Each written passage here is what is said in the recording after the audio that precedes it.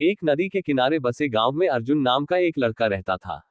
वह निडर तो था, लेकिन उसके अंदर हमेशा एक सवाल रहता, क्या मैं सच में कुछ बड़ा कर सकता हूँ। एक दिन शाम के समय वह जंगल में लकड़ियां लेने गया। सूरज ढल रहा था और चारों तरफ हल्का अंधेरा फैलने लगा था।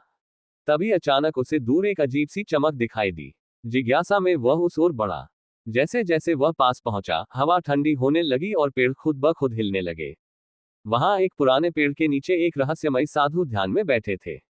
उनके चारों ओर हल्की रोशनी चमक रही थी। अर्जुन ने धीरे से पूछा, आप कौन है? साधु ने आंखें खोली, उनकी आंखों में अजीब सी चमक थी। उन्होंने कहा, मैं वही हूं जिसका इंतजार तुम्हें था, और तुम वही हो जिसे चुना गया है। अर्जुन चौंक गया, मुझे? लेकिन मैं तो एक साधारण लड़का हूं। साधु मुस्कुराए, असली ताकत साधारण लोगों के अंदर ही छुपी होती है। तभी अचानक जमीन कांपने लगी। जंगल के अंदर से काले साए निकलने लगे, भयानक और डरावने। अर्जुन घबरा गया, ये क्या है? साधु बोले, ये अंधकार की शक्तियां हैं जो दुनिया पर कब्जा करना चाहती हैं। इन्हें रोकने के लिए एक सच्चे योद्धा की जरूरत है, और वह तुम हो। अर्जुन ने डरते हुए पूछा, लेकिन मैं कैसे लड़ूंगा? साधु ने अपना हाथ उठाया और हवा में एक चमकता हुआ पत्थर प्रकट हुआ। उन्होंने कहा, यह शक्ति तुम्हें मिलेगी, लेकिन पहले तुम्हें खुद को साबित करना होगा। अचानक काले साए अर्जुन की ओर बढ़ने लगे।